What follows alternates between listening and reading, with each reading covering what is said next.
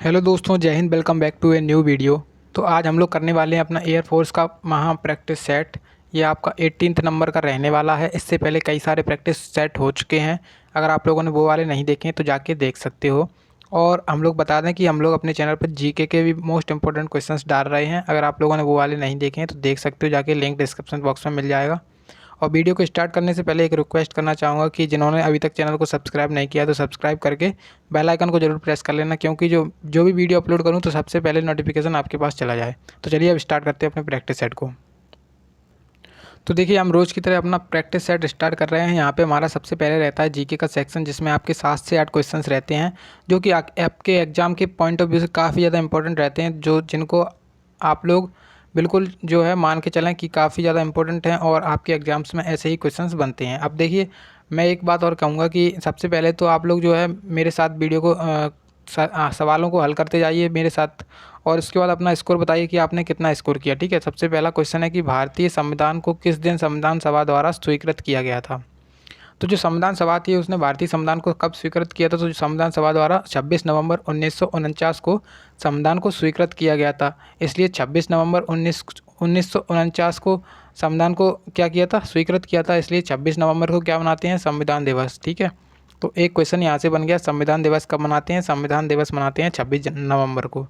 और 26 जनवरी को हमारा जो है ना संविधान, 26 जनवरी 1950 1950 को, ठीक है, 26 जनवरी 1950 को क्या हुआ था? जो भारत का संविधान हुआ था वो लागू हुआ था। ठीक है, लागू। तो इस वजह से 26 जनवरी को गणतंत्र दिवस के रूप में मनाया जाता है। अब देखिए, संविधान सभा के बारे में थोड़ी सी डिस्कशन करेंगे। तो संविधान सभा की बैठकें बहुत ज़्यादा इंपॉर्टेंट रहती हैं और उनके अध्यक्ष।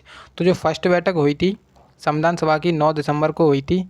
9 दिसंबर को हुई थी फर्स्ट बैठक, जिसमें डॉक्टर सच्चिदानंद सिन्हा को क्या बनाया था? अस्थायी अध्यक्ष के रूप में बनाया था। और जो अपनी सेकेंड बैठक हुई थी वो हुई थी 11 दिसंबर को, जिसमें डॉक्टर राजेंद्र प्रसाद को स्थायी अध्यक्ष के रूप में नियुक्त किया गया था। ठीक है। तो ये हो गई इसके बारे में डिटेल्स। अब हम देखते हैं अपना नेक्स्ट क्वेश्चन।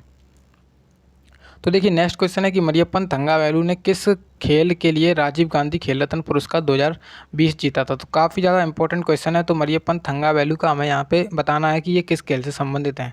तो जो मरियप्पन थंगावेलु हैं वो एक पैरा एथलेटिक्स से संबंधित हैं, जिसमें इन्होंने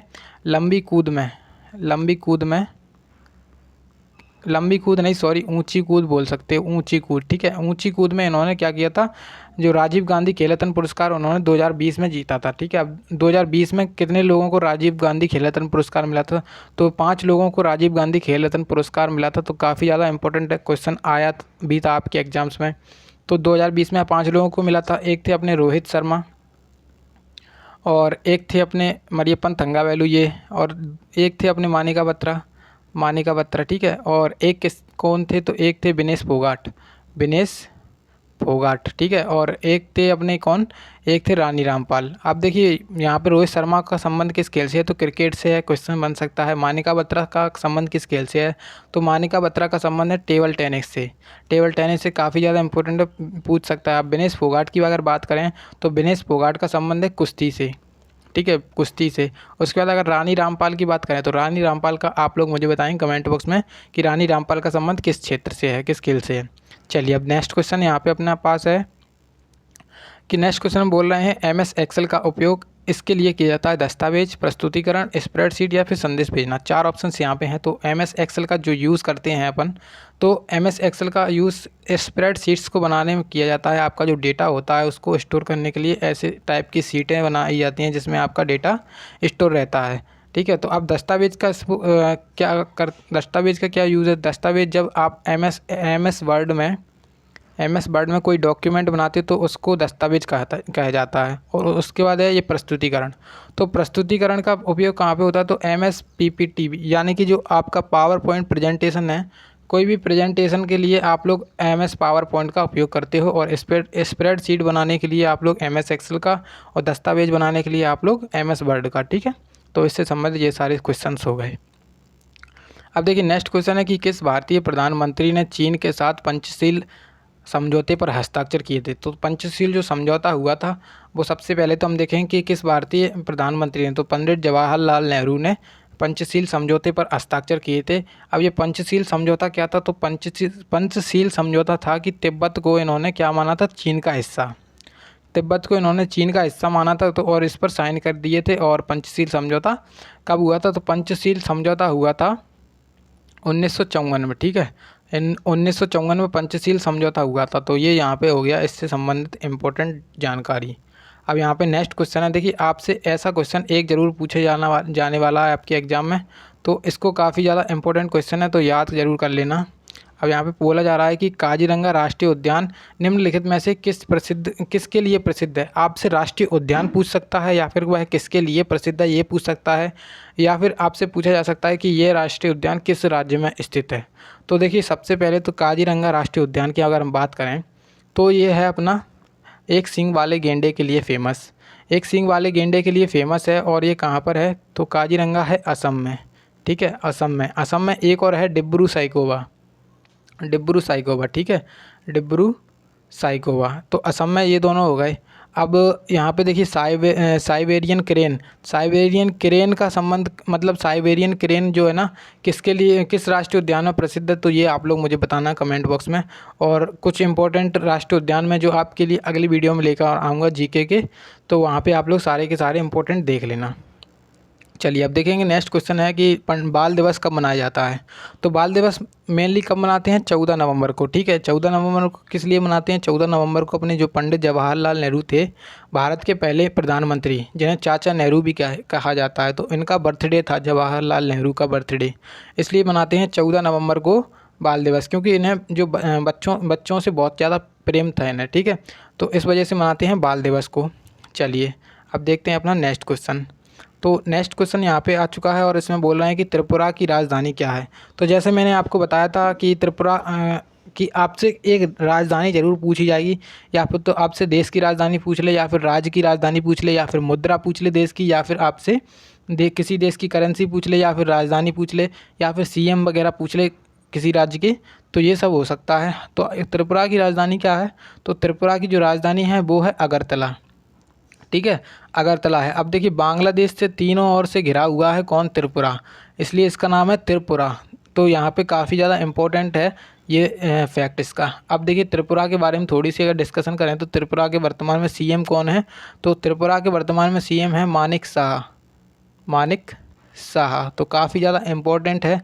अब आप लोग कमेंट बॉक्स में बताना कि अभी जो वर्तमान में गोवा के सीएम कौन है, वर्तमान में गोवा के मुख्यमंत्री कौन है, कमेंट बॉक्स में ज़रूर बताना। ठीक है, क्योंकि आपका एक क्वेश्चन बन सकता है यहाँ से। चलिए अब आ चुका है हमारा मैथ का सेक्शन, जिसमें हम करेंगे अपने टोटल 7 से 8 क्वेश्चंस रहेंगे। और यहाँ पे सबसे पहले ऑप्शंस दिखाने की कोशिश करता हूँ, चारों के चार ऑप्शन हैं यहाँ पे। अब देखिए इसको सॉल्व करते हैं, आप लोग मेरे साथ सॉल्व करते जाइए। तो देखिए सबसे पहले ये बोल रहे हैं कि 64 पे घात x+1 का मान है 64/4 पे घात x। तो x का मान निकालना है हमें। तो सबसे पहले देखिए 64 पे घात x+1 बराबर क्या है? 64 को हम क्या लिख सकते हैं?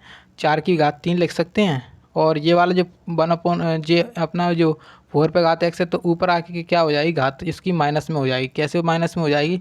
4 पे घात -x। ठीक है, उसके बाद अगर हम इसको भी देखें तो 64 को 4 पे घात 3 लिख सकते हैं, और घात का घात में गुणा हो जाता है, तो x+1 = 4 पे घात। अब ये एक फॉर्मूला बन गया है, m×n बराबर होता है m की घात m+n।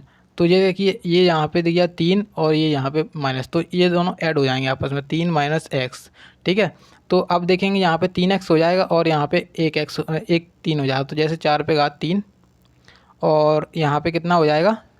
3 की जब गुणा करेंगे तो 3x + 3, और उसके बाद इधर कितना आएगा? 4 पे घात 3 - 1। अब देखिए यहाँ पे जब आधार समान होते हैं, बेस समान होते हैं, बेस एक जैसे होते हैं, तो जो अपनी घातें होती हैं, मतलब जो अपनी ऊपर वो लगी रहती हैं घातें, तो वो एक समान हो जाती हैं, मतलब इक्वल हो जाती हैं। तो 3x + 3 बराबर किसके हो जाएगा?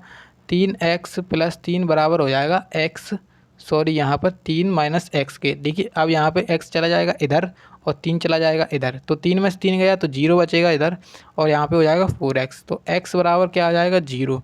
अब 0 हमें किस ऑप्शन में दिख रहा है? तो ऑप्शन नंबर जो सेकंड है वो इसका राइट आंसर है। ठीक है, चलिए अब देखते हैं यहाँ पे अपना नेक्स्ट क्वेश्चन। तो देखिए नेक्स्ट क्वेश्चन में बोल रहे हैं कि एक आयत की लंबाई और चौड़ाई का जो है ना यहाँ पे आपको दिया गया है, जैसे आपका एक आयत है, यहाँ पे रेक्टेंगल बना के दिखाता हूँ मैं आपको। इसकी लेंथ कितनी दी गई है, तो लेंथ दी गई है यहाँ पे कितनी, लेंथ बराबर 4 सेंटीमीटर, और जो इसकी विड्थ है यानी कि चौड़ाई, उसकी चौड़ाई कितनी दी गई है, 3 सेंटीमीटर। अब बोल रहे हैं कि आयत के विकर्ण पर एक वर्ग बनाया गया है। आयत का विकर्ण कैसे होगा, तो आयत का विकर्ण होगा ये। इस पर वर्ग कैसे बनेगा, देखिए जब ये विकर्ण बन जाएगा तो इसकी जो विकर्ण की भुजा है वो वर्ग की भुजा के बराबर हो जाएगी। तो मतलब ऐसे इस प्रकार से एक वर्ग तैयार बनेगा, इस प्रकार से एक स्क्वायर बनेगा। तो मतलब जो इसकी भुजा है उसको पहले हमें निकालना पड़ेगा, इसकी भुजा को हमें पहले निकालना पड़ेगा, फिर स्क्वायर का क्षेत्रफल निकालेंगे हम, ठीक है। चलिए अब देखते हैं कि हमसे क्या कह रहे हैं। तो आयत का क्या बोल रहे हैं, आयत का क्षेत्रफल, आयत की जो लंबाई और चौड़ाई है, तो हमें आयत का पहले विकर्ण निकालना पड़ेगा। आयत का विकर्ण का फॉर्मूला क्या होता है, अंडर रूट में L square plus B square, यानी कि जो अपनी लंबाई और चौड़ाई का स्क्वायर को जोड़ देंगे और उसका अंडर रूट निकाल लेंगे। तो 4 का स्क्वायर हो जाएगा 16, प्लस 3 का स्क्वायर हो जाएगा 9, और यहाँ पे इसका रूट निकाल लेंगे तो 25, और यहाँ पे आ जाएगा कितना, 5। तो मतलब जो अपनी आयत का विकर्ण आया है, अब जैसे हमने आयत बनाया था तो ये वाला जो भुजा है वो 5 आ गई है। तो मतलब अब वर्ग की तो सारी भुजाएं बराबर होती हैं, तो ये भी 5 हो जाएगी, ये भी 5 हो जाएगी, ये भी 5 हो जाएगी।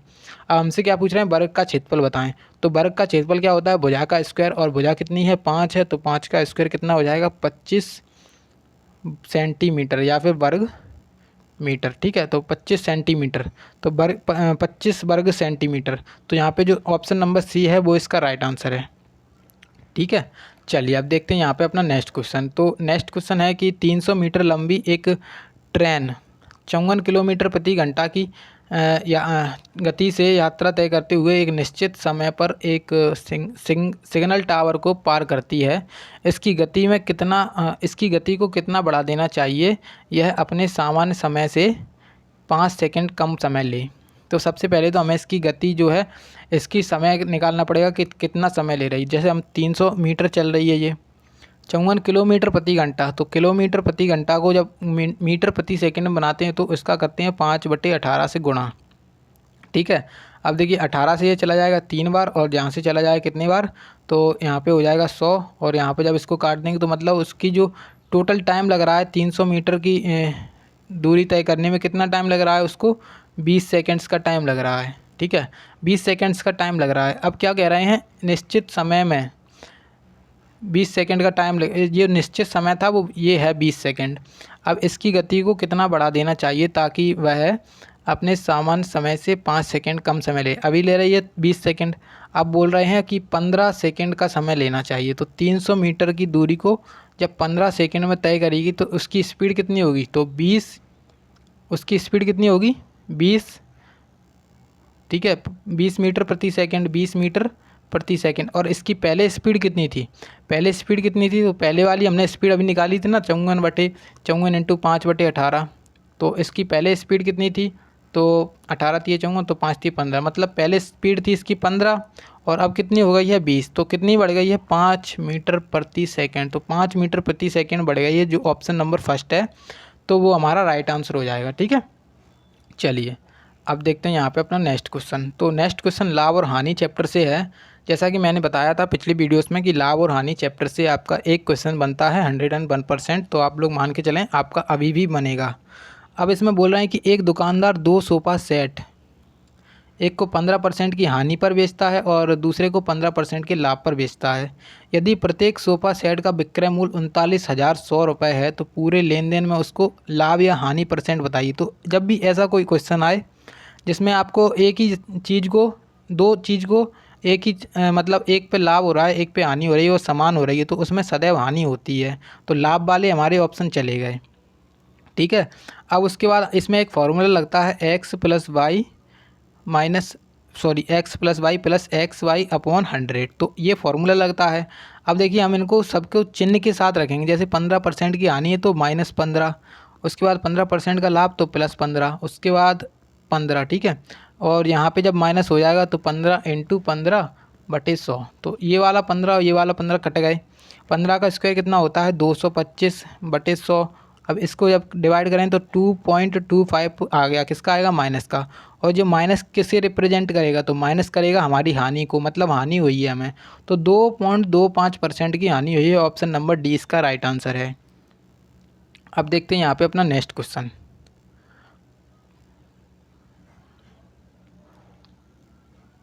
तो नेक्स्ट क्वेश्चन यहाँ पे आ चुका है आपके सामने। यदि इसमें बोला जा रहा है कि A अनुपात B बराबर 2:3 है, तो A का मान हमें दिया गया है 2 और B का मान दिया गया है कितना 3। ठीक है, अब हमसे क्या कह रहे हैं, B² प्लस 2A² का मान बटे B² माइनस 2A² का मान निकालें। तो बस कुछ नहीं करना है, B का मान कितना है 3 और 3 का स्क्वायर 9 प्लस 2 इंटू 2 का स्क्वायर कितना हो जाएगा 4 बटे B² का मान कितना है, तो B² का मान है 9 प्लस माइनस और कितना आएगा A² 2 इंटू A² का मान कितना है 2 A² का मान हो गया 4।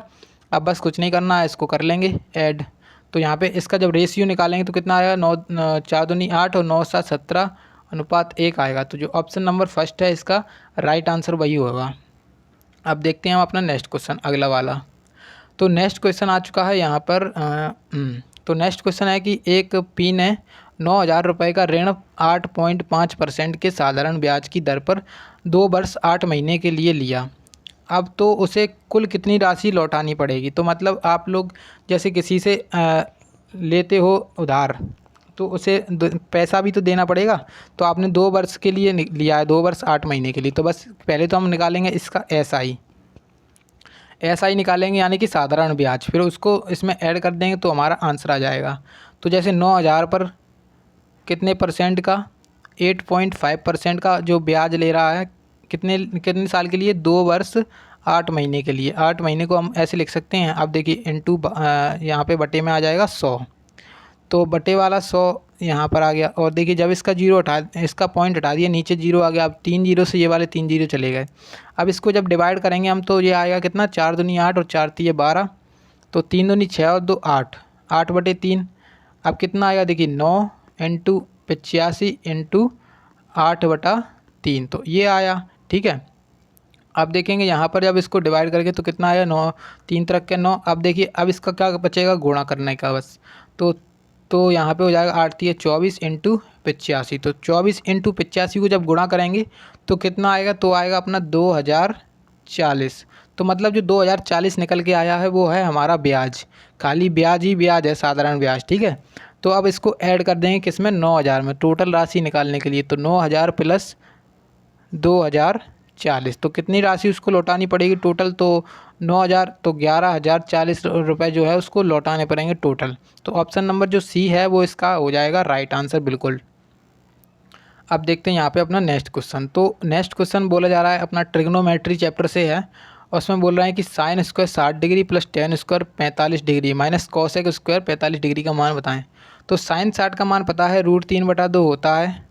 जब इसका स्क्वायर करेंगे तो कुछ इस प्रकार से होगा। और टेन 45 का मान होता है 1, और माइनस कॉसेक स्क्वायर 45 यानी कि साइन 45 का मान होता है 1/√2। तो इसका मान कितना हो जाएगा, √2 खाली हो जाएगा और इसका स्क्वायर। ठीक है, क्योंकि ये होता है अपना साइन का अपोजिट। तो अब जब इसको करेंगे सॉल्व तो क्या आएगा 3/4 प्लस 1 माइनस यहाँ पे 2।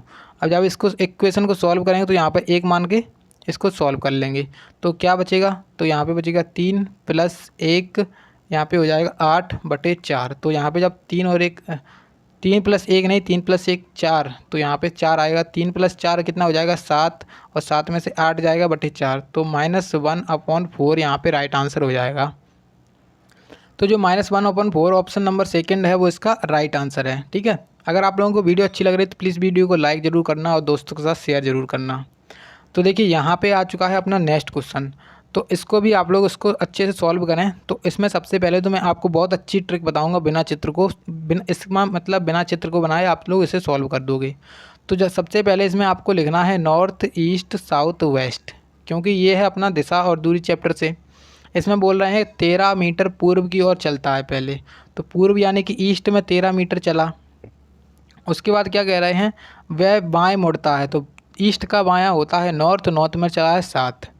फिर से वह बाएं मुड़ा है और बाएं मुड़ कर कितना चला है 8। तो मतलब अब नॉर्थ का बायां कौन सा होगा, तो नॉर्थ का लेफ़्ट होगा पश्चिम, पश्चिम में चला है 8।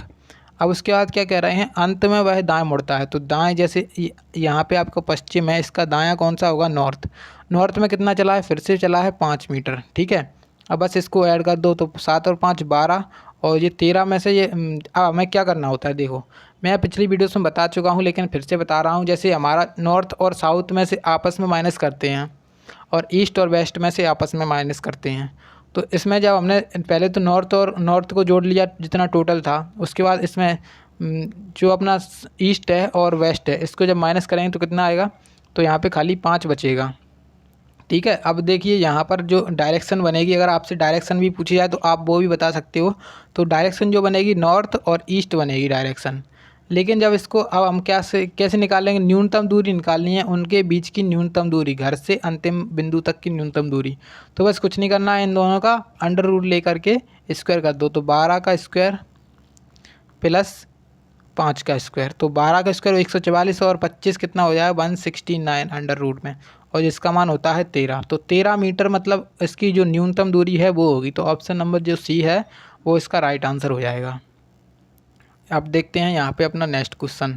तो नेक्स्ट क्वेश्चन है आपका वेन डायग्राम से, आपको वेन डायग्राम बताना है कि क्या बनेगा इसका।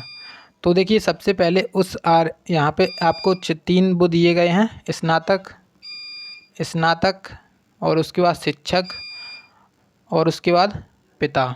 तो मतलब यहाँ पे 3 आपको दिए गए हैं, इसका हमें वेन डायग्राम बनाना है। तो देखिए सबसे पहले इसको जूम करके अच्छे से बनाने की कोशिश करते हैं। देखिए इसमें जब वेन डायग्राम बनाते हैं तो हम क्या करते हैं, तो जैसे स्नातक देख लिया हमने, ये वाला बड़ा वाला मान लेते हैं स्नातक। उसके बाद देखें जो भी टीचर होता है वो स्नातक ज़रूर होता है, मतलब ग्रेजुएट ज़रूर होता है, तो इसके अंदर आएगा ग्रेजुएट। अब इसमें ज़रूरी नहीं है कि जो अपने स्नातक होते हैं, मतलब जो ग्रेजुएट होते हैं वो सारे के सारे पिता हों, या फिर सारे के सारे जो अपने शिक्षक होते हैं वो सारे के सारे पिता हों। लेकिन हाँ ये ज़रूर कह सकते हैं कि कुछ लोग कुछ जो है ना, कुछ पिता स्नातक हो सकते हैं, और जो कुछ है ना स्नातक पिता, कुछ पिता स्नातक हो सकते हैं और कुछ शिक्षक भी पिता हो सकते हैं। तो ये यहाँ पे इस प्रकार से बनेगा कुछ का रिलेशन। तो इस प्रकार से जो ऑप्शन नंबर फर्स्ट है इसका वेन डायग्राम सही तरीके से बना देगा। अब देखते हैं यहाँ पे अपना अगला क्वेश्चन, नेक्स्ट क्वेश्चन। तो नेक्स्ट क्वेश्चन है आपका सीरीज चैप्टर से। तो सीरीज चैप्टर से भी आपका एक क्वेश्चन बनता है, 100% मान के चलो। अब देखिए यहाँ पर हमें सीरीज़ दी गई है, तो सबसे पहले हम इसको सॉल्व करने के लिए सीरीज़ को नोट करते हैं। तो 3, फिर उसके बाद 4, फिर उसके बाद 7, फिर उसके बाद 11, फिर उसके बाद 18, फिर उसके बाद 29। अब हमें अगले देखनी है क्वेश्चन मार्क के स्थान पर क्या आएगा। तो यहाँ पे देखिए सबसे पहले तो इसने किया है ऐड 1, फिर यहाँ पे किया है 3 को ऐड, फिर उसके बाद यहाँ पे किया है 4, फिर उसके बाद यहाँ पे जब देखा तो हमने 7 को ऐड किया है, और यहाँ पे इसको जब देखा तो 11 को ऐड किया है। हमें कोई सीरीज़ दिख रही है क्या, हमें दिख रही है सीरीज़, क्योंकि देखिए सबसे पहले 3 और 1 को यहाँ पे अगले स्टेप में 4 बना दिया है, फिर यहाँ पे 3 और 4 को अगले स्टेप में 7 बना दिया है, तो और फिर 7 और 4 को अगले स्टेप में 11 बना दिए। तो यहाँ पे 7 और 11 को अगले स्टेप में कितना बना देगा, 18। और 29 में जब 18 जोड़ेंगे, तो 29 में 18 जोड़ेंगे तो कितना आएगा 47। तो 47 जो ऑप्शन नंबर 1 है वो इसका राइट आंसर हो जाएगा, ठीक है। 29 में 18 जोड़ के 47 आया, जो कि हो गया इसका राइट आंसर। चलिए अब देखते हैं अपना नेक्स्ट क्वेश्चन। तो नेक्स्ट क्वेश्चन यहाँ पे है आपका रैंकिंग चैप्टर से बोल सकते हो इसको। यहाँ पे आपको टोटल दिए गए हैं एक कक्षा में छात्रों, कक्षा में टोटल कितने लोग हैं, 60 लोग हैं, और कह रहे हैं लड़कियों की संख्या लड़कों की तुलना में दुगनी है। कमल नाम का एक लड़का शीर्ष से 17वें स्थान पर है। यदि कमल से आगे 9 लड़कियां हैं तो श्रेणी में उसके पीछे कितने लड़के हैं। तो देखिए सबसे पहले तो इसको सॉल्व करने के लिए हमें टोटल इसका रेशियो कितना है, बॉयज़ और गर्ल्स का रेशियो कितना है।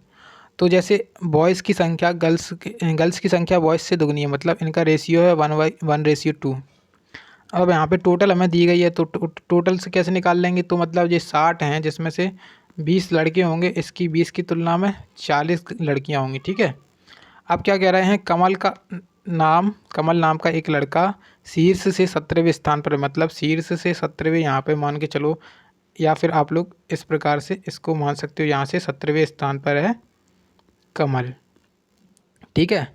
उसके बाद क्या कह रहे हैं, यदि कमल के आगे 9 लड़कियां हैं, मतलब यहाँ पर टोटल 9 लड़कियां हैं, तो इसके पहले कितने लोग होंगे टोटल? तो इसके पहले टोटल जो होंगे 16 लोग होंगे कि नहीं, जिसमें से 9 लड़कियां हैं। तो 16 में से 9 लड़कियां बाहर गईं, कितने बचे? तो 7 लड़के बचे, 7 लड़के बचे इसके पीछे, ठीक है। अब उसके क्या क्या बोल रहे हैं, तो श्रेणी में उसके पीछे कितने लड़के हैं टोटल। तो श्रेणी में उसके पीछे लड़कियों की संख्या बतानी, लड़कों की संख्या बतानी है हमें कि कितने लड़के हैं उसके पीछे टोटल। तो 7 लड़के तो ये बचे, ठीक है, 7 लड़के ये बचे। अब हमें टोटल निकालना है। देखिए अब हम कैसे निकालेंगे, तो टोटल हमारे पास 20 लड़के हैं, जिसमें से 7 यहाँ पर इसके पीछे चले गए, इसके आगे चले गए, सॉरी इसके आगे, ठीक है 7, और उसके बाद एक कमल और हटा देंगे तो कितना हो जाएगा, 20 में से 8 जाएगा तो कितना बचेगा, 12। तो मतलब इसके पीछे कितने लोग, कितने लड़के हैं, तो इसके पीछे बचेंगे 12 लोग, यानी कि 12 लड़के। तो इसका आंसर ऑप्शन नंबर सी हो जाएगा। चलते हैं यहाँ पे अपना नेक्स्ट क्वेश्चन देखते हैं। तो नेक्स्ट क्वेश्चन है आपका, यहाँ पे थोड़ा सा मैं अच्छा से जूम करके दिखाता हूँ थोड़े से, जिससे आपको अच्छे से समझ में आए। हाँ, तो यहाँ पे दिखाया है मैंने, और यहाँ पे आपको P Q R S T करके कुछ दिया गया है, और जैसे जैसे आपको पी का मतलब यहाँ पे बताया प्लस से है, क्यू बराबर माइनस से है, और आर बराबर गुणा से है। तो इस प्रकार से हम इसको सॉल्व करेंगे और इसका मान निकाल के बोर्ड मास लगा देंगे और हमारा आंसर आ जाएगा। तो बस इसको सॉल्व करने के लिए क्या करेंगे, सबसे पहले लिखेंगे 70। उसके बाद एस का मान क्या है, एस बराबर होता है डिवाइड और यहाँ पे 7। उसके बाद कितना है, पी को प्लस करेंगे और 21, और आर का मतलब होता है गुणा और यहाँ पे 2, आर का मतलब यहाँ पे देखिए गुणा है, ठीक है। उसके बाद क्यू का मतलब क्या है, माइनस 15। तो बस इस इक्वेशन को हम करेंगे बोर्ड मास के नियम से सॉल्व। जब इसमें डिवाइड दिया हमने, बोर्ड मास में क्या होता है सबसे पहले डिवाइड, तो यहाँ पे आया 10, और जब इसका मल्टीप्लाई किया तो कितना आया, 42 माइनस 15। अब इन दोनों को ऐड करेंगे तो 52, और 52 में से 15 जाएगा तो कितना बचेगा, 37। अब किस ऑप्शन में दिख रहा है, तो ऑप्शन नंबर जो सेकंड वाला है वो इसका राइट आंसर है, ठीक है। चलिए अब यहाँ पे अपना नेक्स्ट क्वेश्चन है। तो यहाँ पे जो आपको आकृति पूरी करनी है, 4 ऑप्शंस दिए गए हैं, इसको पहले मैं दिखा देता हूँ अच्छे से जिससे आपको समझ में आ जाए। हाँ, अब इसको सॉल्व करते हैं। सबसे पहले इसको जूम करके बनाने की कोशिश करते हैं। तो देखिए यहाँ पे जब आपके सामने ऐसी आकृति आए और आपको उसमें समझ में नहीं आए तो छोड़ देना उसको, गलत टिक मत करना, क्योंकि आपकी जो माइनस मार्किंग होती है। अब देखेंगे हम इसको सॉल्व करके कि हमारा क्या लॉजिक बन रहा है। सबसे पहले देखिए ये आकृति पूरी करने के लिए हमें क्या करना पड़ेगा, ये एक इस प्रकार से लाइन जाएगी और एक इस प्रकार से लाइन जाएगी, ये वाली, ठीक है। और उसके बाद यहाँ से कैसे बना सकते हैं हम लोग, एक ये वाली जो लाइन है वो यहाँ से ऐसी जा रही है, कि नहीं जा रही है, क्योंकि यहाँ पर भी लाइन ऐसी गई है तो यहाँ पर भी जाएगी, यहाँ पर भी गई है तो यहाँ पर भी जाएगी। तो एक बीच में स्क्वायर टाइप का बन रहा है छोटा सा, तो इस प्रकार से ऐसी लाइन जाएगी यहाँ पर, ठीक है, ऐसी एक लाइन जाएगी, ठीक है। उसके बाद अगली स्टेप में जब हम देखेंगे तो अगली स्टेप में क्या बना रहे हैं इसमें, तो देखिए अगली स्टेप में जब बनाएंगे तो एक देखिए सबसे पहले तो एक उल्टा त्रिभुज और बना रहे हैं सब में, आप लोग देख सकते हो एक उल्टा त्रिभुज बनाने की कोशिश कर रहे हैं। मतलब जो इसका सेंटर है वहाँ से एक त्रिभुज बनाने की कोशिश कर रहे हैं, तो यहाँ से सेंटर से एक हम भी त्रिभुज बना देंगे। तो बस इसमें देखेंगे अब ऑप्शन किस में दिखेगा, हम भाई आप अपना टिक लगा देंगे, ठीक है। तो देखिए अब ऑप्शन देखते हैं। तो इसमें देखिए हमने देखा कि इसमें इस प्रकार से बना रहे हैं, लेकिन इसमें उल्टा त्रिभुज भी बना रहे हैं, लेकिन इसमें सही तरीके से नहीं बनाया इन्होंने। उसके बाद हमने जब ऑप्शन सेकंड देखा तो ये इन्होंने जाने क्या कर दिया है, तो ये भी गलत है, ऑप्शन एलिमिनेट हो गया। उसके बाद हमने देखिए अपने थर्ड ऑप्शन था और फोर्थ ऑप्शन था, इसमें फोर्थ ऑप्शन में इन्होंने कुछ अलग ही बना दिया है, तो ये भी गलत हो गया। तो जो ऑप्शन नंबर सी बचा है, देख सकते हो आप लोग यहाँ पे और यहाँ पे हमने देखा था, तो ये वाला इसका राइट आंसर हो गया ऑप्शन नंबर सी, ठीक है। चलिए अब देखते हैं यहाँ पे अपना नेक्स्ट क्वेश्चन। तो नेक्स्ट क्वेश्चन है, इसमें आपको डाइस चैप्टर से क्वेश्चन दिया गया है और बोला जा रहा है कि क्या बोल रहे हैं कि एक पासे के दो अलग अलग स्थितियाँ नीचे दिखाई गई हैं। जब आपको एक डाइस की दो अलग अलग इमेज दी जाएं और जिसमें 6 फलकों की संख्या 1 से 6 तक अंकित करी गई है, जो सभी पता है आप सभी को, और यदि पासे के नीचे फलक नीचे 6 है तो 6 के विपरीत यानी कि सबसे ऊपर वाला कौन सा होगा। तो बस इसको देखिए, सबसे पहले तो मैं इसमें जो विपरीत फलक ढूंढने के लिए विपरीत साइड ढूंढने के लिए क्या करना पड़ता है, इसमें कॉमन ढूंढना पड़ता है। तो कॉमन इसमें 2 है, तो कॉमन इसमें 2 है तो 2 को लिखेंगे 2 बार यहाँ पर। फिर उसके बाद ऐसे लगाएंगे एरो। फिर उसके बाद एंटी क्लॉकवाइज या फिर क्लॉकवाइज किसी भी दिशा में चलेंगे, लेकिन दोनों में एक ही दिशा में चलेंगे। जैसे हमने इसमें चलिए अगर क्लॉकवाइज, तो इसमें भी चलेंगे क्लॉकवाइज। तो 2 के बाद यहाँ पर जब क्लॉकवाइज चलेंगे तो 3 आएगा, फिर उसके बाद 5 आएगा, और 2 के बाद यहाँ पे कितना आएगा, 4।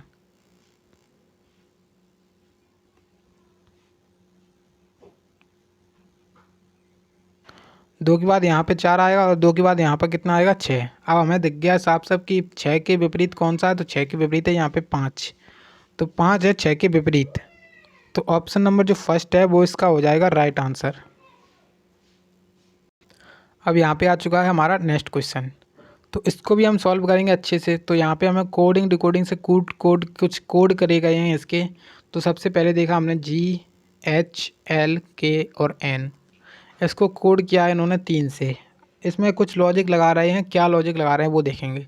जैसे G आता है अपना 7 पे, उसके बाद N आता है अपना 14 पे। जब इन दोनों को ऐड किया तो कितना आया, 21। 21 में क्या होगा, 21 में 2 और 1 है, तो इन दोनों को जब आपस में ऐड करेंगे तो 3 आएगा। अगर ये लॉजिक हमारा इसमें लग जाता है तो हमारा बिल्कुल सही हो जाएगा, ठीक है, मतलब ये लॉजिक काम कर जाएगा। तो O और D, O आता है अपना कितने नंबर पे, 15 पे, और D आता है 4 पे। तो 15 4 कितने होंगे, 19 होंगे, और 9 और 1 कितना हो जाएगा, 10। तो मतलब ये लॉजिक काम कर गया। तो बस हमें इसका निकालना है कोड, तो इसका कोड भी निकाल लेंगे। तो O और N, तो O में कितना है 15 और N है अपना 14 पे। तो 15 और 14 होते हैं अपने 29, और 29 यानी कि 2 और 9 हो जाएंगे 11। तो जो ऑप्शन नंबर आपका बी वाला है वो इसका राइट आंसर हो जाएगा, ठीक है। चलिए अब देखते हैं अपना नेक्स्ट क्वेश्चन। तो नेक्स्ट क्वेश्चन आ चुका है हमारे सामने, और इसमें बोल रहे हैं कि उस विकल्प का चयन कीजिए जो तीसरे पद से उसी प्रकार से संबंधित है जिस प्रकार दूसरा पद पहले पद से संबंधित है। तो यहाँ पे बाल रोग को संबंध बच्चे से दिया गया है। जैसे अपना बाल रोग होता है वो बच्चों में होता है। तो तंत्र का विज्ञान किससे संबंधित है, तंत्र का विज्ञान में होता है मस्तिष्क से संबंधित। तो मस्तिष्क इसका जो है राइट आंसर हो जाएगा, ठीक है। मस्तिष्क में होता है तंत्र का विज्ञान, इसमें कोई ज़्यादा कठिन चीज़ नहीं है। अब देखते हैं यहाँ पे अपना नेक्स्ट क्वेश्चन। तो देखिए नेक्स्ट क्वेश्चन दिया गया है कि दी गई श्रृंखला में लुप्त पद बताएं। तो मतलब यहाँ पे सीरीज से बताया था मैंने कि आपके 1 से 2 क्वेश्चंस बनते हैं, बिल्कुल मान के चलें। तो सीरीज में देखिए सबसे पहले आपको G दिया गया है, फिर J, फिर M, फिर S, बीच में क्वेश्चन मार्क है। तो G आता है अपना 7 पे, उसके बाद आता है J अपना 10 पे, और उसके बाद आता है अपना M 13 पे। उसके बाद क्या आना चाहिए आप लोग खुद ही देख सकते हो, यहाँ पे 3 ऐड किया है, यहाँ पर भी 3 ऐड किया, तो यहाँ पर भी 3 ऐड करेंगे। तो मतलब 13 में 3 ऐड करेंगे 16, और 16 पे आएगा P। अब देखिए 2 ऑप्शन हमारे वैसे चले गए, ठीक है। अब देखिए हम देखेंगे कि यहाँ पर 2 था, उसका स्क्वायर करके 4 कर दिया, उसका 2 का क्यूब करके कितना कर दिया, यहाँ पर 2 का क्यूब करके 8 कर दिया। तो अगले स्टेप में 2 पे घात 4 आएगी, यानी कि 2 पे घात 4 कितना होता है, तो 2 पे घात 4 होता है 16। तो मतलब P के बाद आएगा 16। तो देखिए P के बाद 16 इसी में है खाली, तो ये वाला ऑप्शन नंबर फर्स्ट इसका राइट आंसर हो जाएगा। आप लोग आगे चेक भी नहीं करेंगे बिल्कुल। अब देखते हैं यहाँ पे अपना नेक्स्ट क्वेश्चन। तो इसको करने के लिए हमें सबसे पहले क्या पता होना चाहिए, तो इसको पहले लिख लेते हैं MAHARAJA। तो महाराजा को इन्होंने क्या लिखा है, ZNUN, फिर E, फिर N, फिर से क्या लिखा है W, और फिर N। देखिए इसमें हमने बहुत से जब लॉजिक लगाते हैं इसमें कई सारे पैटर्न्स बनते हैं, इसमें रिवर्स पैटर्न या फिर क्रॉस पैटर्न, कई सारे पैटर्न बनते हैं, लेकिन इसमें क्या लॉजिक लगेगा वो देखते हैं हम। तो इसमें जब देखते हैं हम लॉजिक, यहाँ पे 13 है और यहाँ पर जब 26 है, तो यहाँ पे जब 13 ऐड करेंगे तो 26 आएगा। उसके बाद यहाँ पे देखा 1 और यहाँ पे है 14, तो मतलब इसमें भी 13 ऐड करेंगे तो 14 आ जाएगा। उसी प्रकार से 21 पे यहाँ पे है, ये 8 पे, तो इसमें भी 13 जब ऐड करेंगे तो कितना आएगा, U आ जाएगा। मतलब सारे के सारे में 13 ऐड कर रहे हैं, तो हम इसमें भी जो रेन ड्रॉप है ना, इसमें भी 13 ऐड करके 13 के 13 ऐड करेंगे तो हमारा आंसर आ जाएगा। तो RAIN, तो रेन, और DROP, तो आर आता है अपना 18 पे, और 18 में 13 ऐड करेंगे तो कितना आएगा, 18 में 13 ऐड करेंगे तो 8 और 3 11, और यहाँ पे आ जाए 31। अब हमें 31 का कोड नहीं पता है, तो 31 नंबर पे हमारी अंग्रेजी वर्णमाला तो 26 होती है। अब देखिए जहाँ से आपने 26 पे ख़त्म हो जाए तो उसके बाद आपको फिर से ए से स्टार्ट कर देना है। मतलब जैसे 27 पे फिर से ए आ जाएगा, 28 पे बी, 29 पे सी, और डी अपना 30 पे, और 31 पे क्या आ जाएगा, ई। तो इसका मतलब 31 का हो गया अपना ई, ठीक है। उसके बाद ए में अगर 13 ऐड करें तो 14, और 14 पे आता है एन, और 9 में अगर 13 ऐड करें तो कितना आएगा 22, और 22 पे आता है वी, ठीक है। तो इस प्रकार से हमारे कौन से 2 ऑप्शन ये वाले चले गए। अब हमारे पास बचे 2 और ऑप्शंस। अब इसमें हमें थोड़ी और मशक्क़त करके चेक करना पड़ेगा। अब एन आता है हमारा 14 नंबर पे, एन कितने नंबर पर आता है, 14 नंबर पे, और उसमें 13 ऐड करेंगे तो कितना आ जाएगा 27, और 27 पे क्या आएगा, 27 पे मैंने बताया अभी ए बी सी डी शुरू फिर से कर देते हैं, तो 27 पे आएगा ए। तो ई एन भी ए, तो ई एन भी ए किस ऑप्शन में दिख रहा है, ई एन भी ए तो दोनों में ही है अभी तो हमें और भी चेक करना पड़ेगा आगे। तो डी, अब देखें हमने डी आता है अपना 4 पे, 4 में 13 ऐड करेंगे तो 17, और 17 पे आएगा क्यू। तो बस 17 पे जैसे क्यू आया तो हमारा ऑप्शन आ गया ये वाला, ऑप्शन नंबर फर्स्ट। अब आगे चेक बिल्कुल नहीं करें क्योंकि हमें आप जो है ना टाइम बचाना पड़ता है एग्ज़ाम में। चलिए अब देखते हैं यहाँ पे अपना अगला क्वेश्चन। तो देखिए इसमें बोल रहे हैं कि निम्नलिखित प्रश्न में दी गई श्रृंखला में लुप्त पद बताइए। मैंने बताया आपको है कि लुप्त पद वाले क्वेश्चन बहुत ज़्यादा पूछे जाते हैं, मतलब 2 से 3 क्वेश्चंस तो आपके मान के चलें बिल्कुल। इसमें देखिए सबसे पहले तो 49 से उगाए 46, यानी कि -3 किया है, फिर उसके बाद फिर से यहाँ पे 46 से 43 हुआ है तो फिर से -3 हुआ है, और फिर से 43 से 40 किया है तो फिर से -3 हुआ है। तो अगली स्टेप में भी -3 होगा, यानी कि 40 में से 3 जाएगा तो कितना बचेगा 37, यानी कि 37 जो है ना ऑप्शन नंबर सेकंड वाला वो इसका राइट आंसर हो जाएगा।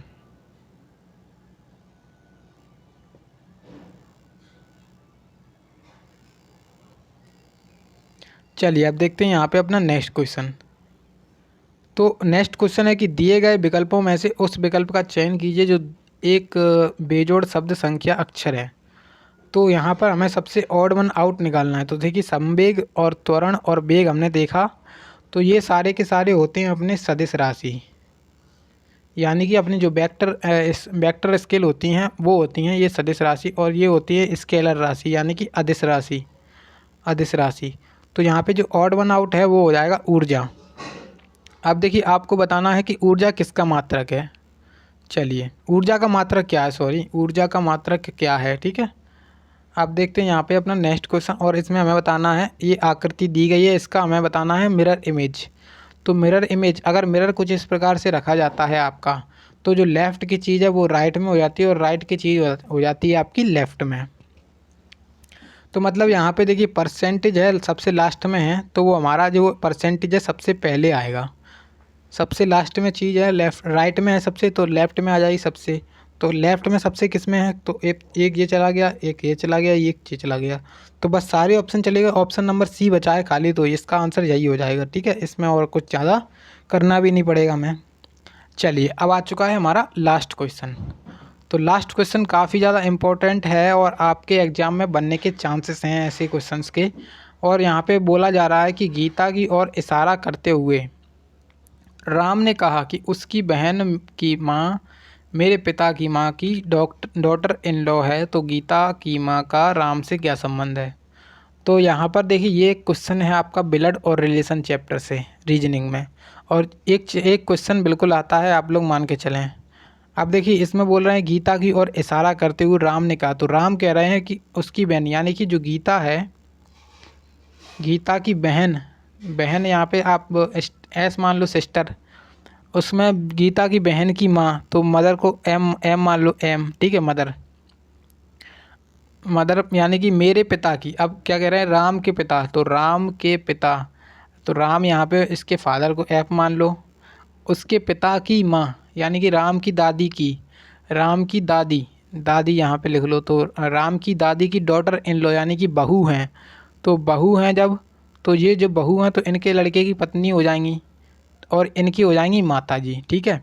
तो इस प्रकार से गीता की माँ का राम से क्या संबंध है, तो गीता की माँ राम की भी माँ हो जाएंगी, क्योंकि गीता और ये इनकी सिस्टर और ये तीनों हो गए भाई बहन। ठीक है, तो ये हो जाएगा इनकी मदर और राम हो जाएगा इनका सन यानी कि पुत्र। तो इनकी जो गीता की माँ है वो राम से किस प्रकार से संबंधित है, तो माता ही है, इनकी माँ ही है। ठीक है, ऑप्शन नंबर जो इसका फर्स्ट वाला है वो यहाँ पे राइट आंसर हो जाएगा। तो यहाँ पे हमारे सारे क्वेश्चन हो चुके हैं पूरे। अगर आप लोगों को वीडियो अच्छी लगी हो, हेल्पफुल लगी हो, तो प्लीज़ लाइक करना, दोस्तों के साथ शेयर ज़रूर करना, और चैनल पे नए हो तो यार सब्सक्राइब करके ज़रूर जाना। चलिए मिलते हैं अगले वीडियो में, तब तक के लिए जय हिंद जय भारत।